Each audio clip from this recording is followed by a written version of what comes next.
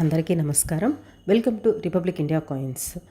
స్వతంత్రానికి ముందు ఉన్న ₹1 నోట్ అనమాట. అంటే బ్రిటిష్ వాళ్ళు పరిపాలించినప్పుడు తయారు చేసిన ₹1 నోట్లో హైయెస్ట్ వాల్యూ ఉండే నోట్స్ గురించి ఈరోజు ఎక్స్ప్లెయిన్ చేస్తాను. ప్రస్తుతం వీటి వాల్యూస్ ఎంత ఉంటాయి, తర్వాత కండిషన్ బేస్ చేసుకుని వాల్యూస్ ఎంత ఉంటాయి, అదేవిధంగా ఇవి మార్కెట్లో ఎంత వాల్యూ పోతాయి అనేది విత్ ప్రూఫ్స్తో సహా మనం ఈ వీడియోలో తెలుసుకుందాము. యాక్చువల్గా ఈ నోట్స్ వచ్చేసి 1944లో రిలీజ్ చేశారు. బట్ ఈ నోటు పైన ఉండే పిక్చర్లో వచ్చేసి జార్జ్ 6th ప్రొఫైల్ ఉంది.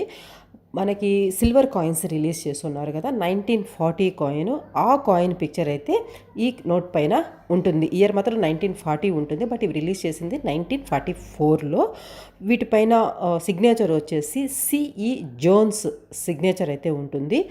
ఇవి కాకపోతే తరువాత విత్డ్రా చేసుకున్నారనమాట, సర్క్యులేషన్ నుంచి రిటర్న్ తీసుకున్నారు. 27th October 1957న ఇవి మళ్ళీ గవర్నమెంట్ అయితే రిటర్న్ తీసేసుకుంది. బేసిక్గా ఈ నోట్స్ పైన వాల్యూస్ అనేవి వీడి నోట్స్ పైన ఉండే సీరియల్ నెంబర్ కలర్ని బేస్ చేసుకొని వాల్యూస్ అనేవి చేంజ్ అవుతూ ఉంటుంది. ప్రిఫిక్స్ అండ్ ఇన్సెట్ అవి ఇప్పుడు మీకు క్లియర్గా ఎక్స్ప్లెయిన్ చేస్తాను.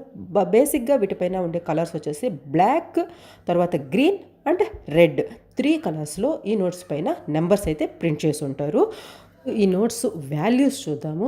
ఇక్కడ మీరు ఒక చిన్న పాయింట్ అయితే ఖచ్చితంగా గమనించాలి, ఎక్కడ స్కిప్ చేయకుండా చూడండి. స్కిప్ చేస్తే మాత్రం ఖచ్చితంగా పాయింట్స్ మిస్ అవుతారు, వాల్యూస్ కూడా చేంజ్ అయిపోతాయి అన్నమాట.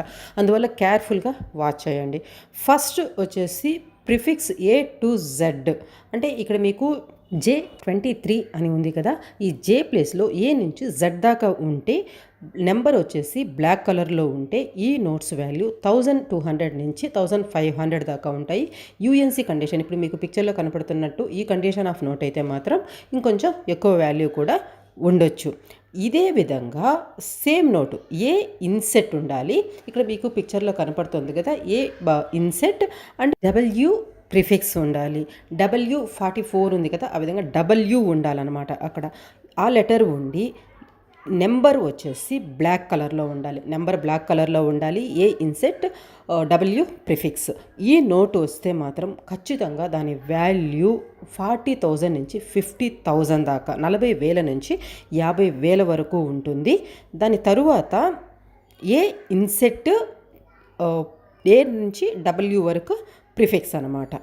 అర్థమైంది కదా, ఏ ఇన్సెట్ ఉంటుంది, ఏ నుంచి W వరకు ఉండాలి. సేమ్ నోటే, నెంబర్ మాత్రం గ్రీన్ కలర్లో ఉంటుంది. నెంబర్ మాత్రం గ్రీన్ కలర్లో ఉంటుంది.